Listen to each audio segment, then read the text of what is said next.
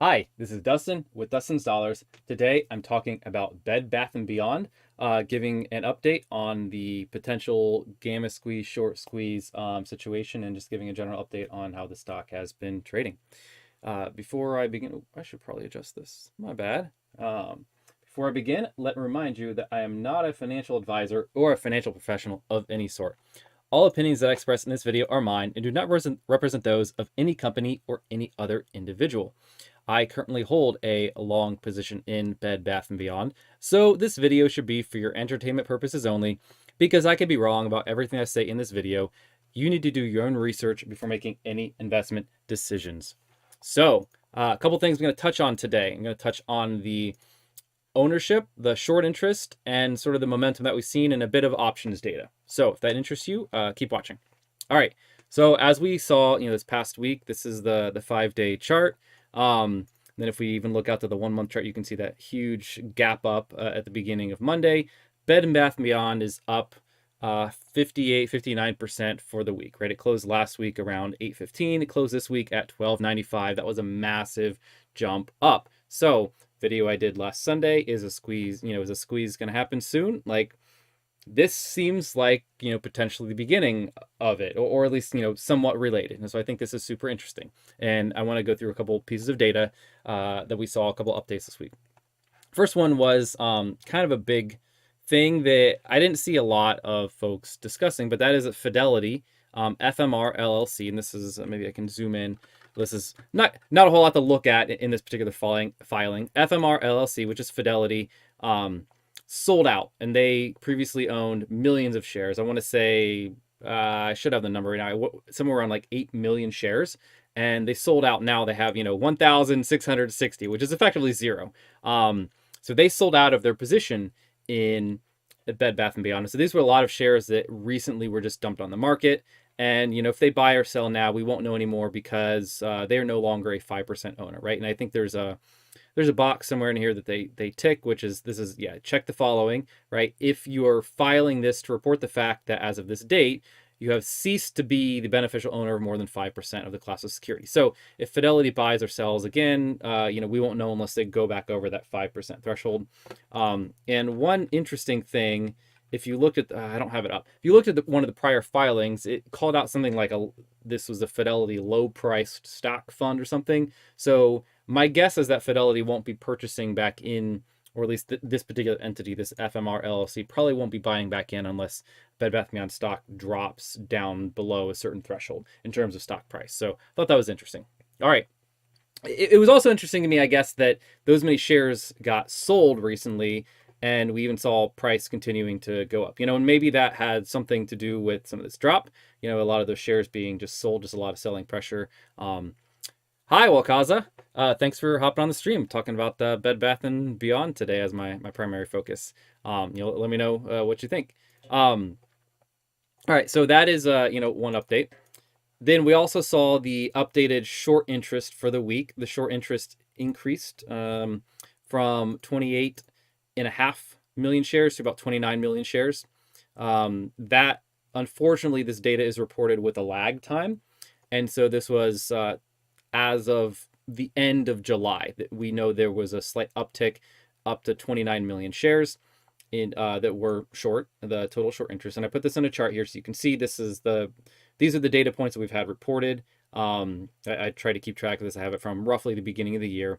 The blue bars are the shares short as of that date, and then the yellow and the red are, I did my best to get the highs and the lows for all the trading days in that period, ending on that date where the short interest was reported.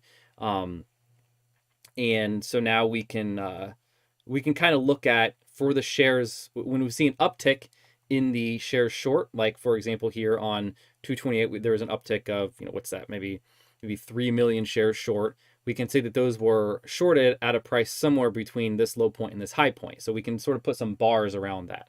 Wakaza says, Bed Bath & Beyond near my home is now out of business. Hard to believe. Yeah, it's a tough time for retailers, right? And I know the pandemic and things that really did have a major impact on folks. And I think there's also, for specifically Bed Bath & Beyond, I have to imagine there's some, competition from other, other stores, Target and Walmart, that have expanded some of that stuff over time, expanded their footprint. But honestly, most of my interest in Bed Bath and Beyond as a stock right now is not necessarily a long-term fundamentals. I don't have a strong opinion on that, but I think there's, as I've called out, and maybe I should make this explicit again on the stream for anybody who's, watching this after the fact, is that, I think this is shaping up to be a similar situation to where GameStop was, similar situation to where GameStop was end of 2020, beginning of 2021, where it really went, parabolic. And I'm sort of laying out my evidence, my thesis here in the stream. But anyways, so for the short interest, right, we can see that this is kind of at a roughly the highest that it's been all year. And again, this is as of the end of July. We don't know officially what the short interest is, as of today and after this past 2 weeks, which were very, very interesting, right? From a price perspective and from a volume perspective. You look at the trading volume, was massive, more than the outstanding shares traded almost every day this week. But the interesting thing is also we have someone on Reddit posts these. I do not have the subscription, but there is a service called Ortex that actually has an estimated daily change in short interest. And if you look at this line, this is the these orange line here, okay? And maybe it's a bit hard to see. I don't know if I can zoom in very well on this. There we go. Oh, that's weird. Oh, there we go. So if you're looking at this orange line here, this is the Ortex estimate of the short interest. And you can see that they estimated this past week that it ticked up, that the short interest actually increased rather than decreased. So we'll see when this gets officially reported, which should happen in another, I don't know. The next data point we'll get will be for the middle of August. It will be for as of tomorrow. And then that usually gets reported, I think, with roughly a 10-day delay, to 10 days to 2 weeks. And so we should see this in about 2 more weeks. So interesting that short interest is increasing while at the same time the cost to short is increasing drastically, right? That's this red line here. That is the percent fee that somebody pays for some exchange. And I know this is from a website called iborrowdesk.com. They get their data from IEX, which is one particular exchange. And so this is not necessarily the price that everyone is paying when they're shorting the stock, but I think I use this as a general proxy to sort of get a read on what everyone who's shorting the stock is paying, right? If this goes up I'm expecting that most folks' fees are going to go up drastically as well. Maybe not with these specific numbers, but sort of proportional to this. Wakaza says retail itself in Hawaii makes $9.3 billion annually, 165,000 employees. That'll explain why you have traffic all the time on H1 highway. Still have TJ Maxx and Ross. Yeah. Super interesting. And I think there's a lot to talk about with the fundamental case for Bed Bath & Beyond. And I've done that, I've done a little bit on that in the past. My recent research has been more on the technicals and more on the, the potential for short squeeze and short interest and that sort of stuff. But I do think at its market cap, right? Because even now, after going almost doubling or more than doubling over the past couple of weeks, right? It hit a low point in the fours, in the mid fours, and now it's up to 12.95. So I guess that's almost tripling in market cap. It's still at $1 billion, and they do have some outstanding debt that makes the enterprise value higher. I think they have $1.5 billion in debt. I'm not totally sure off the top of my head, but I think it's around that amount. So enterprise value, let's call it $2.5 billion. But I mean, in terms of the value of the company, I think there is a fundamental case to be made, especially when you look at the BBBY baby. That's a lot of folks who are currently interested in stock. That underpins their long thesis. Anyway, sorry, I know I'm kind of just rambling about the fundamentals on the company. But I do think it's retail is still here, and I think especially some of the stuff that they have. If you think about the Bed Bath and Beyond, right? People there's a lot of that stuff that I think people want to see and before they buy. So I think that's one aspect to it. So getting back to the cost to borrow, and this also ties into liquidity, but the cost to borrow kind of skyrocketed in the middle of the week and at the end of the week, right? But at the beginning of the week, it was ticking upwards. Had been at 6%, 5%, and that was high, but not astronomical. And then you just saw it jump on Friday. On was this Thursday, Wednesday, Thursday, there were effectively no shares available to short. And then once some did become available on Friday, the fee was now up in the 20s. And the last reported data point that we got at the end of Friday was 27.9% cost to borrow fee. And so the shorts, the folks who are shorting the stock who borrow the shares to sell, are now paying 27.9% fee on that. And so going back to my spreadsheet, I did actually put in a couple other columns here, right? So we have the low and the high trading value, the stock price over the period. Maybe I should just pin this column here so we can see it.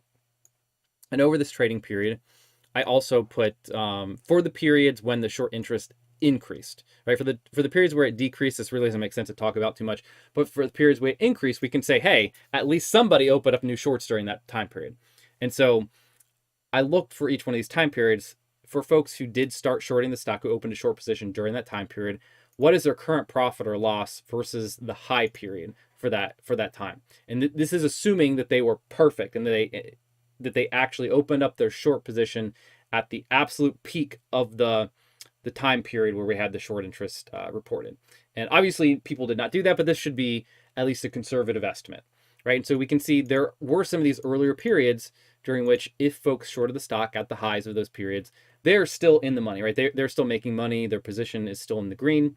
And especially some of these times when right after the initial Ryan Cohen filing in I think it was March, you can see the stock spiked up into the 30s, and then it hovered in the the 20s and the teens for a while there. And if folks open up their short positions, at those high points, it's plausible that they're still, or it's actually likely that they're still in the green on those positions, or in the black, I guess you would call them, right? They're still making money on those as they exist right now. And then I also did a multiplication here for how much short interest was open over that time period, and we can see what the total profit or loss was versus that high point. And so some of these earlier ones, some of the folks might still be millions of dollars in the money on those particular short positions. However, if we come down to the most recent weeks where we see the short interest increasing, you can see their profit and loss looks pretty bad now. You can see for the folks, for the 7 million new shares of short interest that were opened sort of in the first half of July, if those are still open as of today, those folks are down over 100%. They're now losing money quite a bit on their trade, and overall this represents sort of a $49 million loss for if the folks still hold all of those positions today. And then I also calculated, assuming that they are now paying this 27.9% fee for their cost to borrow if they have these short positions still open, which is maybe a big assumption because we really don't know what the agreements are with all these folks when they have shorted the stock. They might have some specific agreement with somebody who might have locked in a fee to borrow the stock to short for some period of time. So we don't really know. But if they were paying sort of the current market rate of 27.9% for that cost to borrow fee on shorting, as of right now, they would actually be paying more like a 60% fee relative to their original cost basis to short that stock. And so I thought that this is something that I sort of take a look at where I'm thinking, hey, if they have these short positions that they opened up and they're down a lot of money and they're now paying effectively 60%, a 60% fee relative to how much they originally put in and shorted at, right? Because the value of the stock has gone up so much of their short position is underwater. That's going to be pretty painful to folks. And so this is where we start getting into the potential squeeze territory where, the fees that they're paying just to keep their short position open, forgetting about the P&L, the profit or the loss on the actual position itself, just the fees that they're paying to keep the short position open because of those borrowed shares, that can be very substantial relative to the initial amount of capital that they thought they were entering into for this trade. So that I think is in my mind, a huge thing to keep an eye on and a huge thing that could drive an actual short squeeze in the future. So something to watch. All right, moving along from there, and this is going to be a little quicker, but social media momentum, social media, folks jumping in on the stock. This has continued, right? And so this is one of the things that I track. This is the Bed Bath and Beyond subreddit, and I watch the number of subscribers, I guess they're called, or members in that subreddit as a proxy for folks who are, as just one data point for folks who are interested in Bed Bath and Beyond stock. And you can see just in this past week, this has started to go way up. You're starting to see people joining, and it continues. To today, I think it's almost hitting 19,000 members, so that would even go up a bit more on this graph, and we'll see how this continues. That's when you see the line going almost straight up there, folks are really jumping in, and this is where you could potentially see, you call it exponential growth, right? Folks who start talking about it, and that brings in more folks, and that's just even more folks talking about it, and sort of creates a cycle of hype and momentum. And obviously this is going to be reinforced by the stock price going up, because when the stock price also is going up in that direction, that also gets folks' attention, and it just creates a hype cycle. And as of right now, it looks like it's still ongoing. The other website that I take a look at to track some of this stuff is this Memberg terminal, which again, I don't know that this is official data, but this is something that somebody put together, and it tracks mentions of stocks on Reddit. And you can see here that as of right now, Bed Bath & Beyond continues to be, it was last week and it continues to be as of today, still the number one most mentioned stock on Reddit, where a lot of these folks here are interested in situations like this. So that I thought was, another interesting and, positive point towards a potential short squeeze. And the last thing that I want to talk about today is just the change in options interest, right? And so what I did was I pulled some of this options data. I saved it after the close, or the data from last Friday, and then I got the data from this Friday. These are both pulled from CBOE.com, the Chicago Board of Exchange or Options Exchange, something like that. And got all of the options for all of the periods that they had. And I looked at the open interest. And today I'm only looking at the calls, the open interest on the calls. And as of just a couple points to go through. As of August 5th, right, last Friday, the total open interest, total calls open, just across all strikes for all the options that expire August 12th through, everything they had, right? So I'm excluding the ones that expired that particular day. There were roughly 500,000 call options open. And as of now, right, the data that I pulled after hours on Friday, it's more like 732,000 options, call options that are open. And this does include the same the call options that did expire on Friday. Those are still listed on the data, but I thought this was interesting. There's a lot more call options, and specifically, there's a lot of folks interested in the January 2023, because that's where Ryan Cohen got his, and you can see that actually increased by what's that, roughly 20,000 call options, almost a 10% increase just for that particular date, which is pretty far in the future. And then if you look at the August 19th, you can see, this upcoming date that increased by almost 50,000 option, 50% increase. And, it's just a massive increase in the interest in this call option. So I thought that was interesting. In fact, I have this column here that shows the new open interest on each of these dates, and you can see there was a ton. Obviously, there was a ton that came in for this particular week, right? This is not surprising, but then even for this upcoming week, for expiring August 19th, you can see there was 50,000 new options roughly, and you can see again the next strikes were the September monthlies, the 18,000 new options, and then the January 2023 where there's 17,000 new options there. And I also took a look at how many calls are in the money at the current trading price, right, at the closing price on Friday of $12.95, and you can see that there were in total 181,000 options as of last week that were in the money at this $12.95 price. And as of today, you can see that there are 260,000 options, right? So another almost 80,000 options came in, were purchased last week and are now open and that are now in the money at the current price. So that's super interesting, and that could, again, you talk about things that could cause the stock price to really sort of hit this feedback loop where it goes up, right? This is where you're going to see some of this potential gamma squeeze to sort of reinforce, to interplay with the short squeeze aspect where, options ending in the money get exercised. That actually pushes folks to find the shares if they didn't have them all on hand up front when they sold the call option. And that, can cause forced buying, cause the stock price to go up, cause more options go in the money, right? And so again, that's just another aspect to this. And I did put together a chart that sort of does show for this from week over week, right? This is only a one week difference in terms of how much open interest we have currently and how much of that is new open interest. And obviously there was a lot of new open interest for the prior week, right? That's what you can see. Almost all of it was new options that were added in the week. But then if you look at even for the upcoming week from now, you can see a huge proportion of those options were just open in the prior week. And so I thought that's super interesting.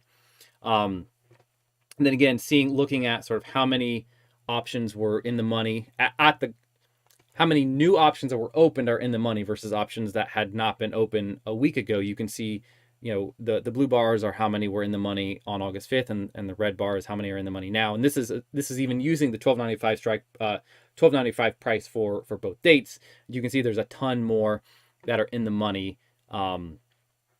just for some of these upcoming weeks, and that's super interesting, right? And so I am very intrigued and very anxious to see what is going to happen. That's most of what I had to go through today. I don't know what cause if you're still on the stream or if anyone else, is hanging out there watching, has any questions or comments. Some of the stuff that I'm watching and I'm interested to see going forward, I'm looking for the failures to deliver data, although we probably won't get that until near the end of August for these particular weeks, because these are where it's going to be super interesting to see what happened. I'm waiting for that official short interest number to be reported for the middle of August, which again, I think we'll probably get roughly around August 25th. I think there's usually like a 10-day delay from, the 15th, which is when they'll actually gather the data, or that's when they'll gather the as of date for the data. And so we'll see that, around August 24th, 25th, somewhere in there probably. I'm also continuing to keep an eye on the cost to borrow, for shorting and the social media sentiment, and watching this options data. And I think this is something, if you're interested in this, you should feel free to, or please do your own research and take a look at the stuff. It's incredibly interesting, and yeah. What calls us in mahalo? Yeah. I think I will hop off too, because I think it's just you. Sounds like no specific comments. Thanks for joining. I really appreciate it. I love having folks on here. And keep an eye on this situation. I think it's very interesting. We'll have to see what happens. So, all right, take care.